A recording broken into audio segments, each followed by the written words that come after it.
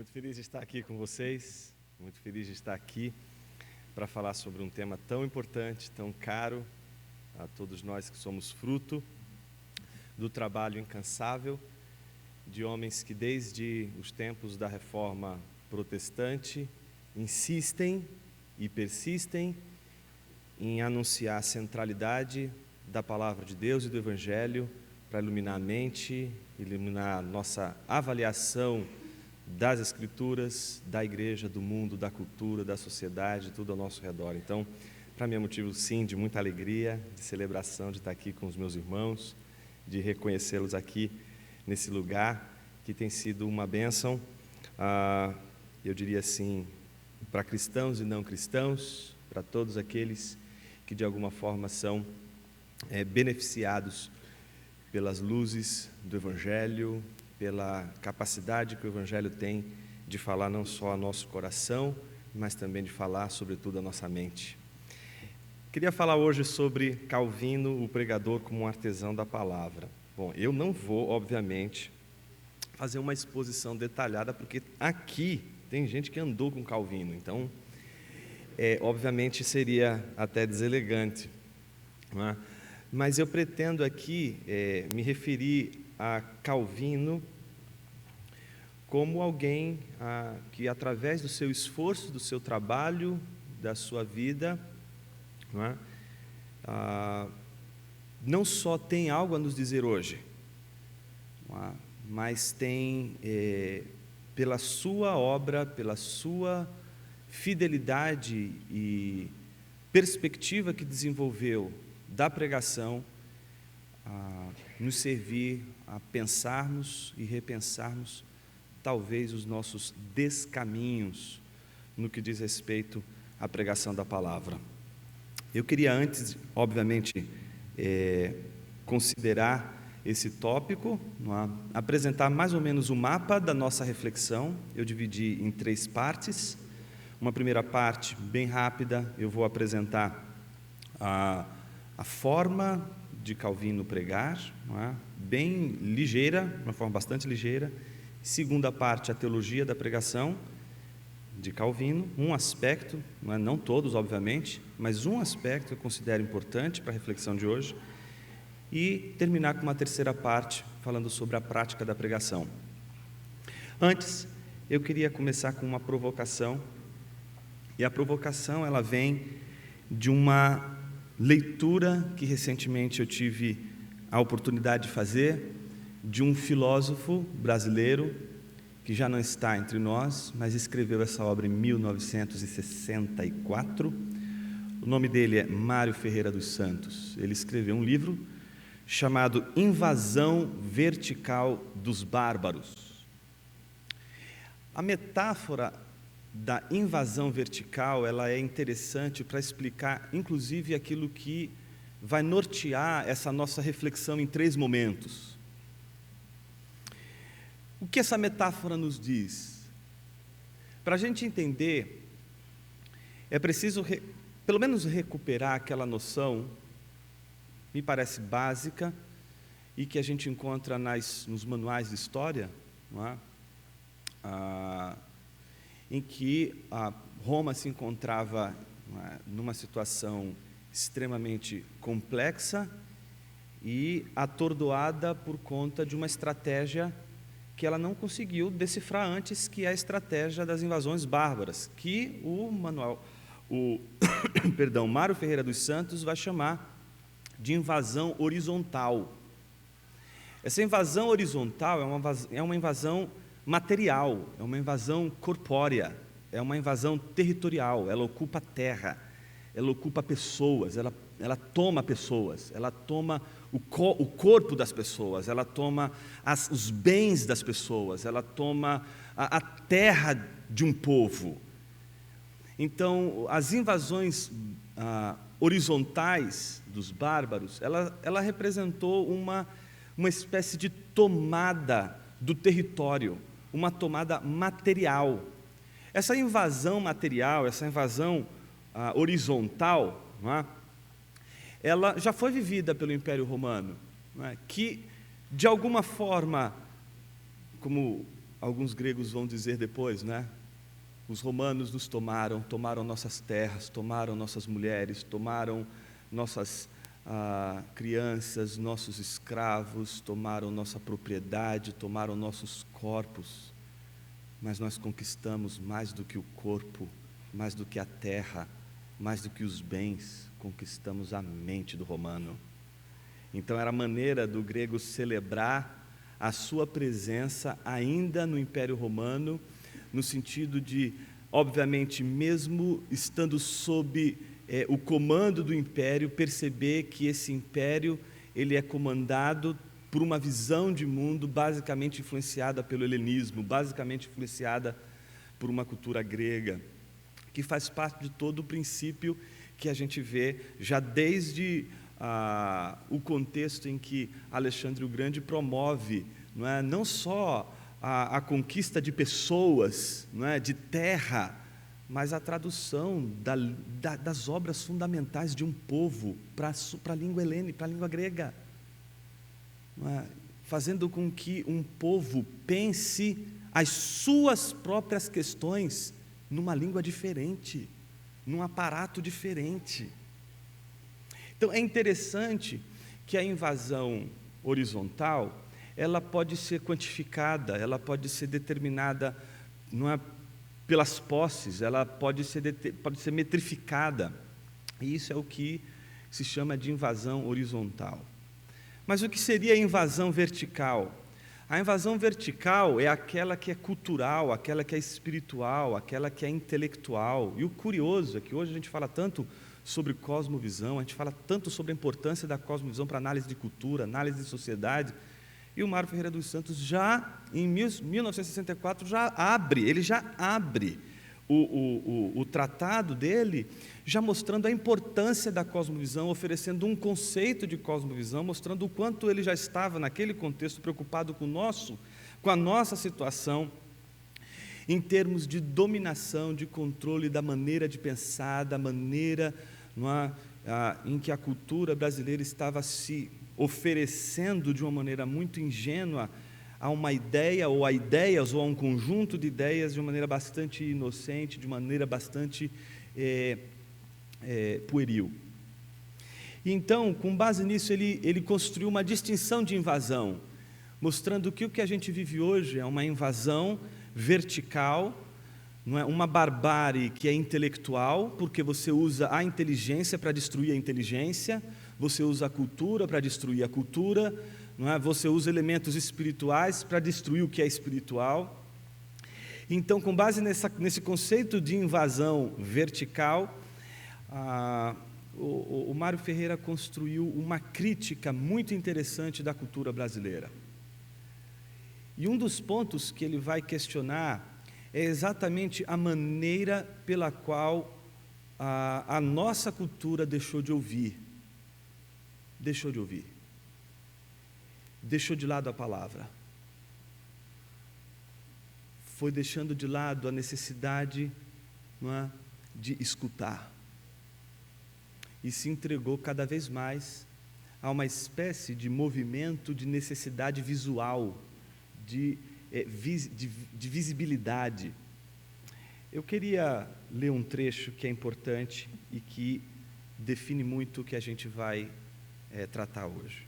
É um trecho, obviamente, desse livro, do Mário Ferreira dos Santos, que diz o seguinte: é mais fácil ver, contemplar, do que ouvir com atenção. O que se ouve com atenção guarda-se mais facilmente na memória, e a voz interior é mais lógica e mais segura que as imagens visuais soltas da fantasia. O ouvido, em geral, não fantasia, mas a visão sim. O barbarismo vertical processa uma supervalorização do visual, de modo que os espetáculos são mais organizados para os olhos do que para os ouvidos. Em períodos como o nosso, em que a invasão vertical dos bárbaros se processa, a valorização do visual sobre o auditivo é crescente. E até o livro está ameaçado de, nele, o visual superar a leitura, que é mais auditiva, porque a palavra é para ser ouvida e não ser vista. Há muito intelectual que defende a predominância dos livros em quadrinhos, obras superilustradas, a ponto de o visual substituir crescentemente o auditivo. Não é bárbara a equilibrada acentuação de um e outro, mas o que é bárbaro é aumentar a visualidade à custa da audição. É tão interessante, a crítica que ele está fazendo não é que não se deva apelar para o visual, não é que as imagens, o uso imagético da cultura seja positivo, seja bacana. O que ele está chamando a atenção é para o fato de que a acentuação de um em detrimento de outra é perigosa. Quando as imagens não caminham junto com as vozes, com a leitura, mas ela destrói a leitura, ela destrói a audição, ela destrói a capacidade de parar para ouvir. A mãe dizia uma coisa para a gente quando nós éramos pequenos, que eu acho que vale para isso que a gente está dizendo aqui. A gente estava com muita preguiça de fazer alguma coisa, de comer alguma coisa. Ô mãe, faz um prato de feijão aí para a gente. O que a mamãe respondia? Você quer que eu mastigue também para você? A ideia é a seguinte: você não quer, obviamente, só que a gente faça, mas você quer também que a gente mastigue para você. Me parece que o que Mário Ferreira dos Santos está chamando a atenção é o fato de que não é só uma imagem que a gente quer. A gente não quer imaginar. O problema não é imaginar. O problema é que a gente já não mais pratica a imaginação, porque, na verdade, nos dão já a imaginação. Nos dão a imagem. Aceitamos essa imagem, não imaginam por nós. Formam imagens no nosso lugar. Nós não imaginamos mais, não formamos mais uma imagem. As imagens estão sendo dadas, e estamos simplesmente aceitando essas imagens sem, de forma alguma, realizar o processo todo da imaginação. Portanto, aqui a crítica não é a imaginação em si, mas o sequestro dela, pela imagem, pelo excesso de imagem, pelo excesso de visual, pelo excesso de maquiagem. É exatamente o sequestro da dádiva da imaginação, pelo excesso dela. É tão interessante, Você pega, por exemplo, não sei se você já teve essa oportunidade, se você não teve, você não pode passar dessa vida para outra sem ter, que é ler pelo menos os primeiros capítulos do Silmarillion. O que aquilo faz com a gente é incrível. É texto, é palavra, mas aquilo vai te forçando a construir um mundo interior incrível e que ninguém nesse mundo vai conseguir acessar, porque é a sua imaginação. Não lhe deram algo para imaginar, não lhe deram algo para, não te deram a imagem pronta, te deram apenas palavras, e você construiu com aquelas palavras e imaginou com aquelas palavras. Me parece que boa parte da nossa experiência na igreja pode ser também reproduzida a partir desse sequestro da imaginação. E esse sequestro da imaginação é fruto do excesso de imaginação, excesso de visual, excesso de imagem. A gente vê tanta imagem, a gente vê tanta imagética ao nosso redor que a gente não consegue mais produzir a imagem pelo que a gente ouve. Porque simplesmente a gente não acredita que a gente possa imaginar só ouvindo, a gente só consegue agora imaginar vendo. O grande desafio é repensar o caminho da imaginação pela audição. E antes disso, eu queria só, em primeiro lugar, como a gente vai pensar isso a partir de Calvino, eu vi uma descrição que eu gostei muito do Steve Lawson num livro publicado, que é uma série de artigos do Burke Parsons, e tem o título João Calvino, Amor à Devoção, Doutrina e Glória de Deus, alguns de vocês devem conhecer, e ele diz o seguinte, né? Quando subia ao púlpito, Calvino não levava consigo um rascunho escrito ou esboço do sermão. O reformador fez uma escolha consciente de pregar extempore, ou seja, espontaneamente. Ele queria que seus sermões tivessem uma desenvoltura natural e cheia de paixão, energética e envolvente. Ele acreditava que a pregação espontânea era mais conveniente para cumprir esses objetivos. Certa vez o reformador disse: parece-me que há pouca pregação vívida. A maioria dos ministros pregam lendo um discurso escrito. Portanto, confiando no Espírito Santo, Calvino se levantava diante das pessoas, tendo somente a Bíblia aberta. O sermão se unificava à medida que ele pregava. Era o gênio de Calvino em atividade. Sem qualquer recurso visual, ou mesmo um esboço do sermão, para guiar seus pensamentos, e tendo somente a Bíblia aberta, na língua original, seus sermões atingiam um fluxo natural. Ele não apresentava mensagens acadêmicas e formais das Escrituras. Pelo contrário, seus sermões eram apresentações calorosas da verdade, mas sua pregação também era fervorosa. O pregador tem de falar, disse Calvino, de um modo que demonstre não estar fingindo. Calvino fazia isso. Ele era passional em sua pregação. Não sei você, mas eu já encontrei muita gente que, quando sobe no púlpito para pregar, é aquela sisudez, é aquele peso, aquela energia pesada, não é? Séria. Quando sai do púlpito é uma criança brincando, é uma criança se divertindo com as pessoas, é uma maneira super sensível de lidar, é um distanciamento enorme entre aquele que prega e aquele que vive atrás do púlpito. Me parece que o que Calvino propôs, a partir do seu próprio exemplo, foi uma transparência da linguagem, em primeiro lugar, que reflete bem menos a performance daquele que vai pregar, bem menos a sua oratória, a sua retórica.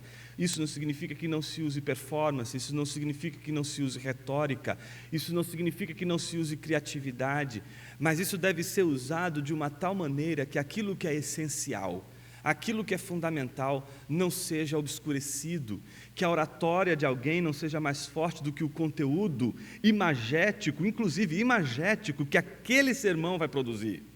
Que aquela imaginação que o sermão vai produzir não seja menos louvada, celebrada, do que seria mais celebrado, que seria a retórica, a maneira de expor, a maneira de impostar a voz, a maneira de se expressar publicamente, porque o objetivo fundamental era celebrar justamente a palavra de Deus. Então a forma de pregar a palavra de Deus era centrada justamente pela alta concepção que Calvino tinha da palavra. E eu acho que esse é um ponto fundamental, não só para um pregador, é para um teólogo, para qualquer pessoa que de alguma forma resolve pensar a partir de uma cosmovisão cristã. A centralidade na palavra me parece que é fruto, em primeiro lugar, de um respeito à palavra de Deus, mas é um respeito à palavra de Deus que a torna não meramente um livro, mas tampouco um Deus, mas transforma a palavra e encara a palavra, melhor dizendo, como um meio. E esse é um ponto importante, que não diz respeito à forma, essa forma de Calvino apresentar os seus sermões, de chegar sem um esboço, de chegar sem anotações, não é? De apresentar um sermão extempore, um sermão espontâneo, um sermão que não vinha de forma alguma com uma espécie de introdução para, em primeiro lugar, atrair a atenção das pessoas, e então você chegar no texto. É um sermão que começa já direto no texto, que já começa direto falando do texto, e o outro sermão, o sermão sequencial, que vem em seguida, no outro domingo, no outro culto, é um sermão, é uma introdução que retoma o que foi dito na semana passada, no sermão passado, e então foca-se o tempo todo no texto, e foca-se o tempo todo na expressão clara, precisa, simples do texto. Essa forma, ela não é uma escolha fortuita, ela é intencional. Não é uma questão de estilo, não é uma questão de jeito de ser. É mais do que isso.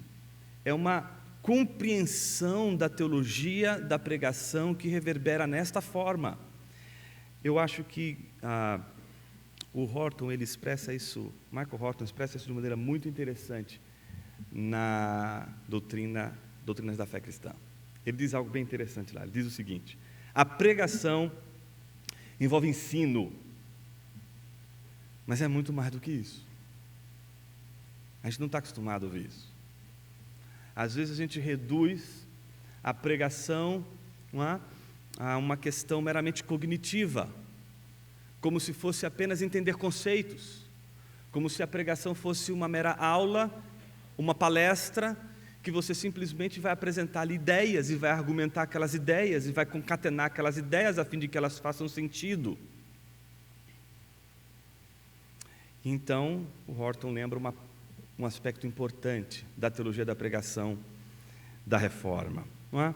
O aspecto sacramental da palavra, ou seja, seu aspecto como um meio de graça. É a base, isso é a base do ensino da Reforma. A pregação do Evangelho não apenas conclama as pessoas à fé em Cristo, ela é um meio pelo qual o Espírito cria fé no coração delas. Nas teologias evangélicas, esse aspecto sacramental da palavra de Deus é frequentemente marginalizado por um conceito puramente pedagógico, uma redução ao sermão como uma espécie de apenas vocação pública para o entendimento de uma verdade e uma reação a esse entendimento da verdade. No entanto, quando se recupera a noção sacramental da pregação como um meio de graça, o que está em jogo ali não é apenas a concatenação de ideias, não é apenas o plano cognitivo e pedagógico, que tanto a teologia evangélica enfatizou e que, por essa demasiada ênfase, deixou escapar pelos dedos essa dimensão poderosa do sermão, que faz com que o sermão não venha acompanhado apenas do fluxo da mente de alguém que expressa através da linguagem, mas vem acompanhada de um poder que está para além de toda a concatenação de ideias ou do fluxo do pensamento de um pregador, que é o poder do Espírito Santo.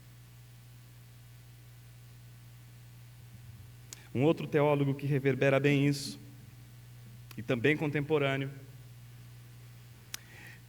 Kevin Van Hooser, num livro chamado Pastor como Teólogo Público, diz algo bem interessante. Ele diz o seguinte: ao expor o que é em Cristo, o sermão não é apenas uma palavra de verdade em um meio de graça, mas também um meio de libertação. Não é só uma verdade que é dita, é um poder que liberta. Uma das coisas que mais influenciou o tratamento que a gente recentemente deu acerca do conceito de inteligência humilhada é exatamente esse aspecto que está aqui em Calvino, mas que já estava lá, por exemplo, em Agostinho. Essa dimensão de que a verdade liberta, o discurso verdadeiro, ele liberta. O discurso que comunica a verdade da fé cristã liberta. No entanto, é preciso algo mais do que a verdade que liberta. É preciso um ato que torna o homem capaz de conhecer a verdade que liberta. Então, é muito interessante o quanto isso, no próprio plano da inteligência, no próprio plano da compreensão das coisas, a gente pode perder de vista. não é? Então a gente acha que simplesmente conhecer a verdade é suficiente, não é? E parece que, do ponto de vista da teoria do conhecimento, isso foi defendido já há muito tempo atrás por Platão, por exemplo, que dizia o seguinte: se você quer conhecer a verdade, você precisa de libertação, não é? O conhecimento, ele está ligado à libertação. O que é o mito da caverna, senão uma maneira de ler o conhecimento como libertação? Sujeitos que estão todos aprisionados no fundo de uma caverna, olhando lá para o fundo, vendo ali projetada no fundo da caverna as sombras de objetos que são levados por trás deles, por homens que carregam esses objetos e que, por conta do sol que brilha atrás deles, projeta no fundo dessa caverna as sombras, e que, no fim das contas, um daqueles prisioneiros se liberta. Isso é estranho.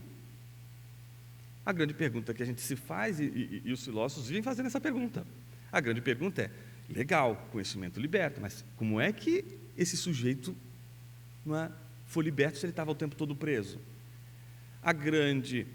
O grande fundamento de Platão, não é conhece-te a ti mesmo. A libertação está em você mesmo. Olhe para você, conheça a si mesmo. É por autorreflexão, é por reflexão que o sujeito se liberta.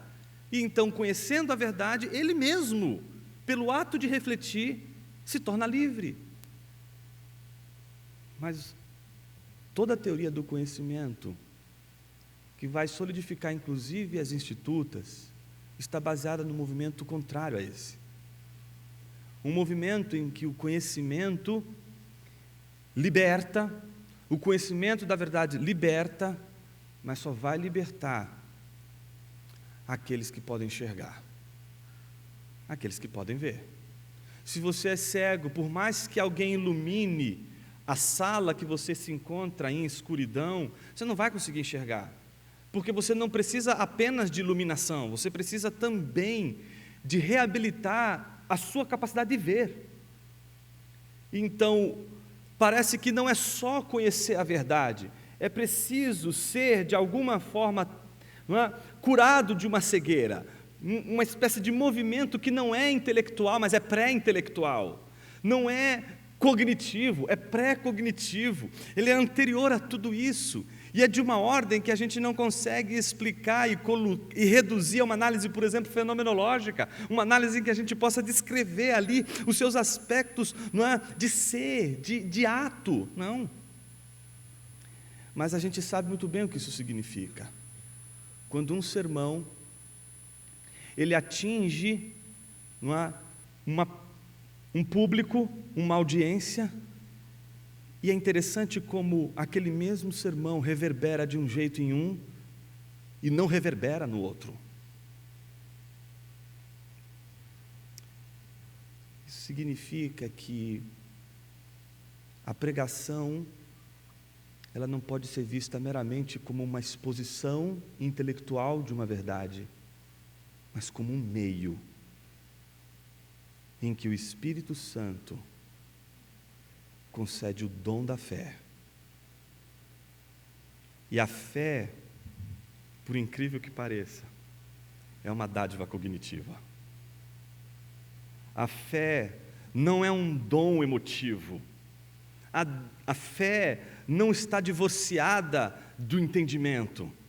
Ela está ligada ao entendimento de uma tal forma que é essa dádiva da fé que gera no indivíduo que ouve a pregação, um despertamento para ver o que antes não via, para enxergar o que antes não enxergava, para contemplar o que antes não contemplava. Uma maneira interessante de conceber a pregação como um meio de graça é entender a pregação como uma ferida. Agostinho diz isso lá nas Confissões, no livro 10, capítulo 6, quando ele diz: feriste-me o coração com a palavra, desde então te amei. O fruto, o resultado, que é o amor a Deus, tem uma origem, e essa origem é uma ferida, é da ordem da afecção, do afeto, se você preferir, é da ordem da paciência, de ser paciente. Antes de ser intérprete da Bíblia, o sujeito tem que ser paciente, tem que ter um agente que o toca, que o fere, não é só uma questão de entendimento, não é só uma questão cognitiva, é uma questão de afeto, é uma questão de ser ferido, é uma questão de responder para o resto da vida a esse impacto, a essa ferida que é aberta pelo encontro da palavra no coração do homem. Calvino está ciente disso. Eu acho que nós deveríamos estar cientes disso. De que quando alguém prega uma falsa verdade, por exemplo, um falso evangelho, esse poder não pode estar ali. Esse poder pode estar quando o verdadeiro evangelho é anunciado, é pregado, por exemplo, no sermão de uma pessoa muito simples, que não domina, talvez, com precisão as palavras, mas é fiel à palavra, e na sua exposição fiel da palavra, o poder do Espírito, a dádiva do Espírito, encontra ali o seu lugar. Falsas pregações, falsos sermões, produzem falsas conversões, produzem falsos cristãos. Calvino estava ciente disso, e por isso entendia que a palavra, ela não deve ser vista apenas como um texto que a gente lê, mas como um espelho. Isso ele diz numa passagem curiosa das Institutas, o livro 2, obviamente, que é um livro, a parte que ele vai se dedicar mais a esse tema, e que ele diz o seguinte: de qualquer parte de onde venha, a palavra é como um espelho, no qual a fé deve contemplar Deus. Essa ideia da palavra como espelho, da palavra como um meio, ela é extremamente importante. Se a gente está dirigindo um automóvel e a gente quer saber quem está atrás, se a gente virar a cabeça assim, vai ser estranho, para provocar um acidente. Mas a gente usa um meio para isso, porque a gente não consegue enxergar o que está lá atrás. E esse meio para enxergar o que está lá atrás é um espelho. Recuperar a pregação da palavra como um espelho para a contemplação e o conhecimento de Deus é recuperar a palavra não só no seu aspecto cognitivo, mas nesse aspecto que provoca em nós uma experiência de contemplação, de imaginação, de produção desse pensamento, que não nos foi entregue pronto, mas que produzimos exatamente a partir desse contexto, dessa afetação, dessa recepção da palavra.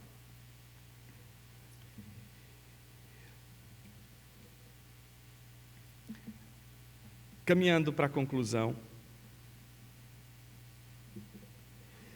essa terceira parte pressupõe que a forma que Calvino pregava tinha como fundamento a teologia da pregação que ele concebia, que era entender a pregação não apenas como um meio de ensinar, mas como um meio de graça. Recuperamos então um tema que às vezes é tão desconsiderado, porque a gente acredita que a persuasão ela é mais forte, e a persuasão ela tem o seu valor, mas no contexto do sermão é preciso mais do que persuasão. Mas agora a gente vai ver de um ponto de vista prático, como o próprio Calvino trata a questão da pregação, como ele concebe. Até agora a gente viu pessoas falando sobre pregação em Calvino, pessoas falando sobre a pregação, teólogos falando sobre a pregação, mas agora eu queria resgatar o próprio texto do Calvino num comentário que ele fez à Epístola aos Gálatas, o versículo 1 do capítulo 3, que diz assim, ó Gálatas insensatos, quem vos fascinou para que não obedecesseis à verdade, ante cujos olhos Jesus Cristo foi publicamente exposto como crucificado? Como que Calvino constrói o raciocínio dele lendo esse texto? Em primeiro lugar, ele vai dizer: a doutrina que Paulo os instruíra a respeito de Cristo foi comunicada de tal maneira que era como se houvesse posto diante dos Gálatas um quadro, uma pintura. O que Calvino está dizendo?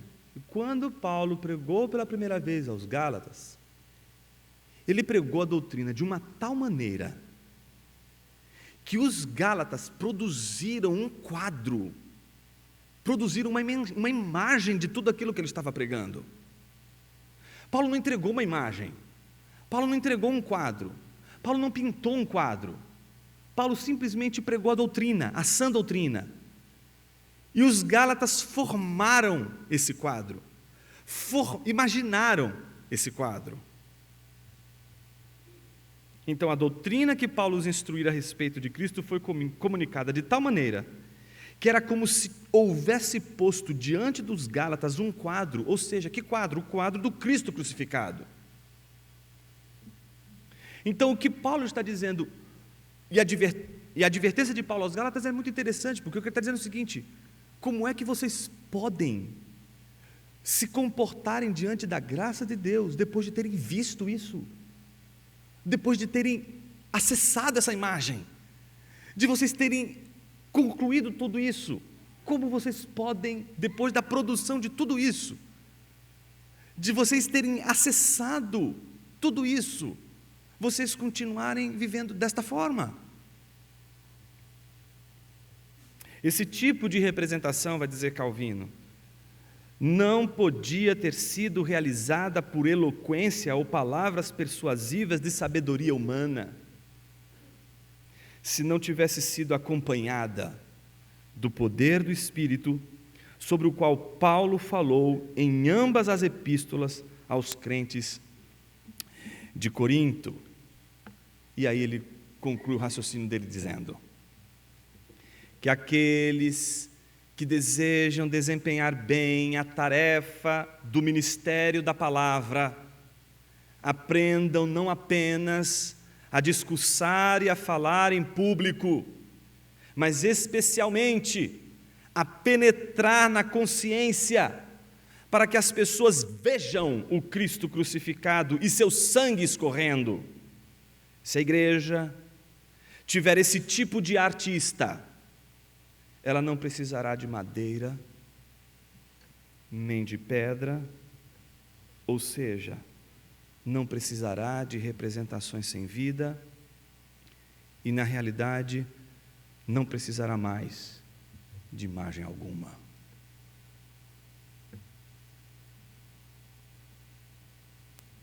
Com certeza, as imagens e pinturas foram inicialmente admitidas nos templos cristãos, quando os pastores se tornaram mudos e se tornaram meras sombras, ou quando passaram a falar poucas palavras do púlpito, de modo tão frio e negligente, que o poder e eficácia do ministério foram completamente extintos. Eu acho que o grande desafio que Calvino nos oferece hoje é o desafio com relação à nossa incredulidade. Não cremos na palavra, não cremos no poder da palavra, e por isso recorremos a outros elementos que seriam capazes de fazer aquilo que a gente não acredita ser a pregação suficiente. Me parece que algumas pistas a gente poderia ter disso. Por exemplo, se no início, quando a gente falou da forma de Calvino expor o Evangelho, de Calvino expor a palavra, você pensou assim: puxa vida, ele subia, não é, no púlpito para pregar, sem esboço nenhum, sem nada. Não é assim que eu subo sem nenhuma anotação, e eu vou lá no improviso. Eu abro o texto, não é, e só abro a boca e deixo a coisa fluir. Não é isso, absolutamente não é isso que Calvino está dizendo, e eu tenho pena da sua congregação, porque ela sofre por falta de imagem, por falta de outras coisas que não convém aqui mencionar. O interessante é perceber que não é alguém despreparado, não é alguém que não conhece o texto, Não é alguém que não fez o dever de casa, pelo contrário, é alguém que fez o dever de casa. E é por isso que a gente escolheu a imagem do artesão. Porque é um trabalho. É um trabalho de burilamento. É um trabalho que exige cuidado. O trabalho de produzir um sermão, às vezes é deixado de lado por conta da nossa capacidade de retórica. E isso é o que mais a gente vê, não é, explícito nos sermões, que muitas vezes a gente acompanha, não é, de uma maneira desesperançosa, desesperada, quando a gente liga a televisão para, não é, sapear e dar de cara com aquele sermão de improviso,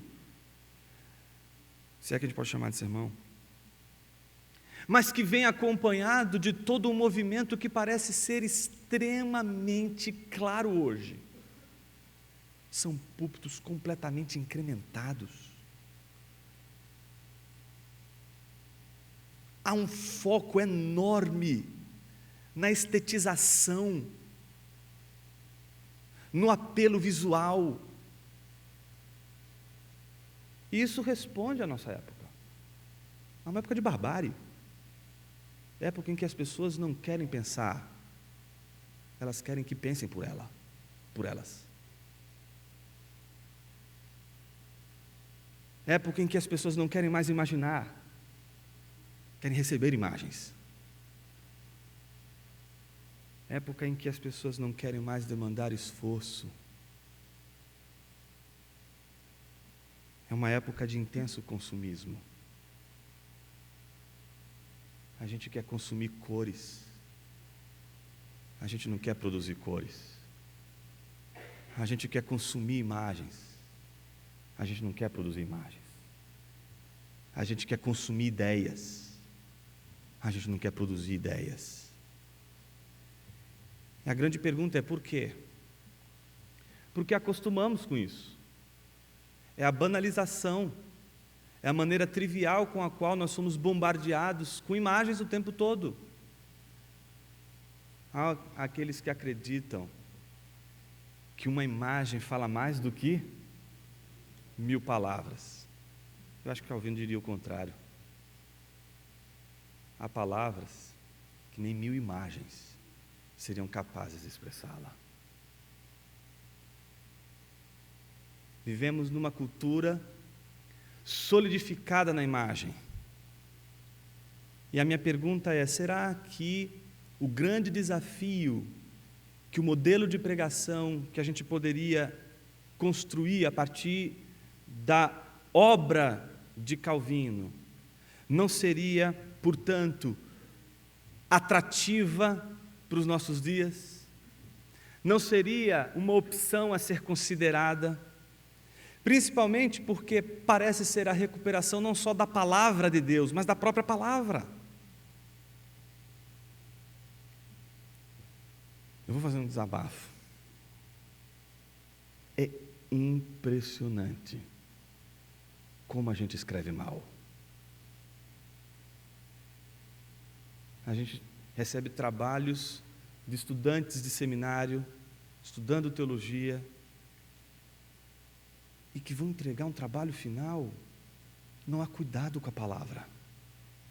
Mas tem lá sempre uma florzinha, alguém sempre arrisca botando uma florzinha, botando algum desenhinho, alguma imagenzinha. Eles ainda arriscam com isso. Acho que vai ser cool, né? E vem aqueles textos em que não há nenhuma preocupação com a palavra. Aqui eu não estou falando da palavra P maiúsculo, eu estou falando da linguagem, da palavra. A gente não escreve mais. A gente não lê mais. Ler não é só você aprender conceito. A gente perdeu de vista a noção do quanto é importante repensar a palavra como meio. E talvez a gente tenha, pelo fato de sermos centrados no livro, algo a nosso favor. Eu penso que se a gente recuperar a noção de que as palavras, elas têm mais força do que as imagens, talvez não seja o melhor caminho, porque talvez seja exatamente o inverso, seja usar a palavra para destruir a imagem, e a gente simplesmente inverte as ordens, não é? Faz como aquele conto de Machado de Assis, chamado A Igreja do Diabo. Já leram esse conto? É um conto bem interessante. Diz que um dia Satanás resolveu plantar uma igreja. Não é coincidência, não. E aí, quando ele resolveu plantar a igreja, ele disse assim: eu estou tão desorganizado aqui, que eu acho que e eu vejo, né, a igreja de Deus prosperando, é porque ela deve ser organizada. Eu então vou pedir autorização para ele, não é, para que eu possa plantar uma igreja. E aí, numa intertextualidade com o livro de Jó, Machado de Assis constrói lá a presença de Satanás aparecendo entre os filhos de Deus, e de repente ele chega ali e fala para Deus que ele quer plantar uma igreja, e Deus autoriza. E aí ele desce e começa a plantar a igreja, e a pregação dele é uma pregação contrária. Ele diz assim: olha, tudo que vocês aprendem lá na igreja que é errado, aqui é certo, e tudo que vocês aprendem que lá é certo, aqui vai ser errado. Então venha para cá e você vai ter todos os seus vícios, todos os seus desejos, tudo isso é virtude. E tudo aquilo que a igreja proíbe você, isso é pecado. É pecado ajudar, é pecado amar, é pecado ser obediente, é pecado seguir as leis do Senhor. Aqui não, aqui é virtude você desmandar, desobedecer, fazer tudo errado. E a igreja de Satã prosperou. O marketing foi violento e a coisa rendeu. Só que o que aconteceu? Ele teve um problema. Um dia que a membresia estava toda reunida ali, né, ele percebeu que estava faltando alguns. E descobriu, veja só, os caras ajudando ao próximo escondido. Pecando. O outro lá orando, lendo a Bíblia, não é? Escondido. E aí ele ficou desesperado e subiu para o Senhor. Como é isso aqui? E aí, talvez a conclusão niilista, né, de Machado, né, que ele coloca a Deus dizendo a Satã exatamente o seguinte: mas afinal, o que você esperava? Essa é a contradição dos homens, meu filho. Que ideia ele estava passando ali? A ideia exatamente de que o homem, ele é sempre contraditório. Ele sempre vai querer um em detrimento do outro. Eu contei apenas lembrei apenas desse conto de Machado para dizer, talvez, uma espécie de meia-culpa, apenas endossar o fato de que em nenhum momento a palestra de hoje foi para dizer não às imagens. Não foi uma palestra de tipo iconoclasta, mas foi uma palestra que tentou mostrar em que medida nossa maneira de priorizar as imagens, ela é exatamente uma maneira em que elimina a palavra. Em todo o nosso esforço, e usar exatamente a pregação de Calvino e o texto de Gálatas foi para mostrar que a saída não é fazer o inverso. A saída não é elevar a palavra a fim de ela eliminar a imagem. A saída foi mostrar: é preciso recuperar o valor da palavra. Valor esse que esse século, essa civilização da imagem tem destruído e corroído. Que Deus nos ajude a pregar sermões em que as pessoas vejam um Cristo crucificado, sangrando, e possam dobrar os seus joelhos diante de Jesus, entregando sua vida, em primeiro lugar, porque receberam vida, porque receberam o dom da fé, porque receberam a dádiva de Deus. Muito obrigado.